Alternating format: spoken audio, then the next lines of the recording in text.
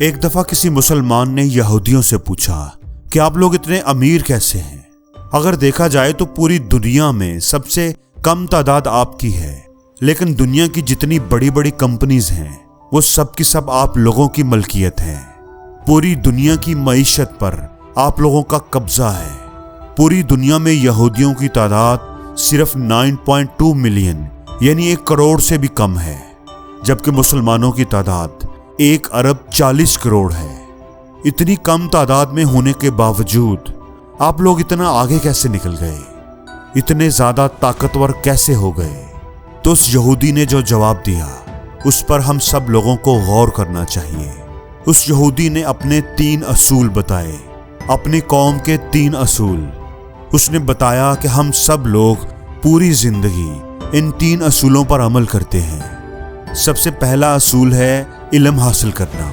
ہم اپنی پوری زندگی علم حاصل کرنے میں گزار دیتے ہیں۔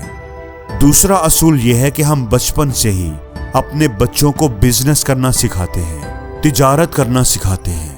اور تیسری بات کہ ہم اپنے بچوں کو شروع سے ہی ایک دوسرے کے ساتھ مل جل کر رہنا سکھاتے ہیں۔ ہمارے لیے ہر یہودی ایک دوسرے کے لیے بھائی کی طرح ہوتا ہے۔ ہم آپس میں اتحاد اور بھائی چارے کو پروموٹ کرتے ہیں۔ دوستو، یہی وجہ ہے کہ یہودی دنیا کے جس بھی حصے میں ہوں وہ ایک دوسرے کے ساتھ کنیکٹڈ ہوں گے، اور ہم میں سے کوئی چاہے کتنا ہی امیر کیوں نہ ہو، چاہے کتنے ہی بڑے عہدے پر کیوں نہ ہو، اس کی زندگی کا سب سے بڑا مقصد اپنے دین کی تبلیغ کرنا ہے، اپنے مذہب کو لوگوں تک پہنچانا ہے۔ اور پھر وہ یہودی مسلمان سے کہتا ہے کہ تمہیں پتہ ہے کہ ہم نے یہ باتیں کہاں سے سیکھی ہیں، ہم نے یہ اصول کیسے اپنائے، کہاں سے حاصل کیے؟ ہم نے یہ اصول تم لوگوں کے، مسلمانوں کے آخری نبی حضرت محمد صلی اللہ علیہ وآلہ وسلم کی تعلیمات سے لیے ہیں، ان کی زندگی سے سیکھے ہیں۔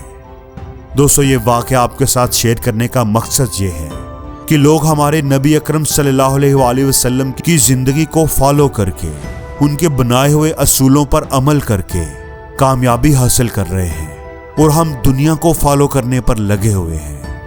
تو کامیاب ہونے کے لیے ہمیں یہ کرنا چاہیے کہ ہم بھی اپنے پیارے نبی صلی اللہ علیہ وآلہ وسلم کی زندگی کو فالو کریں، ان کے بتائے ہوئے اصولوں پر عمل کریں۔ ہمارے پیارے نبی پاک صلی اللہ علیہ وآلہ وسلم نے آج سے 1400 سال پہلے فرمایا تھا کہ علم حاصل کرو، چاہے تمہیں چین جانا پڑے، مطلب چاہے تمہیں کتنی بھی مشکلیں اٹھانی پڑے، کتنا لمبا سفر کرنا پڑے، تم علم ضرور حاصل کرو۔ تو میرا آپ سے یہ سوال ہے کہ اللہ کی کتاب، جس کو ہم اس دنیا کی سب سے بہترین کتاب مانتے ہیں، جس کا نام قرآن ہے، اس کو ہم نے کب ترجمے اور تفسیر کے ساتھ پڑھا ہے؟ کچھ سیکھنے کے لیے پڑھا ہے؟ ہم تو قرآن صرف ثواب کی نیت سے پڑھتے ہیں۔ ہم اپنی سیلف ڈیولپمنٹ پر، کوئی نئی سکل سیکھنے پر کتنا کام کرتے ہیں؟ لاسٹ ٹائم کب آپ نے سیلف ڈیولپمنٹ پر کوئی کتاب پڑھی تھی؟ یہودیوں کا دوسرا اصول تھا کہ ہم اپنے بچوں کو بزنس کرنا سکھاتے ہیں، اور ہم اپنے بچوں کو نوکر بنا کر فخر کرتے ہیں۔ ہم اپنے بچوں کو اچھی نوکری مل جانے پر خوش ہوتے ہیں۔ دوستو، اس دنیا میں اگر کوئی امیر بنا ہے، کسی نے ترقی کی ہے، تو بزنس میں ہی ترقی ہے۔ اور دوستو، یہودیوں کا تیسرا اصول، بھائی چارے کا اصول، وہ بھی انہوں نے ہمارے نبی پاک صلی اللہ علیہ وآلہ وسلم کی زندگی سے لیا ہے، ان کے فرمان سے لیا ہے۔ ہمارے نبی پاک صلی اللہ علیہ وآلہ وسلم کا فرمان ہے، آپ نے آج سے 1400 سال پہلے فرمایا تھا کہ مسلمان ایک جسم کی مانند ہیں۔ جیسے جسم کے ایک حصے کو تکلیف ہو تو پورے جسم کو تکلیف ہوتی ہے، لیکن آج کا مسلمان فرقوں میں بٹا ہوا ہے۔ آج ہم تقسیم ہو چکے ہیں، ہم میں بھائی چارہ ختم ہو چکا ہے۔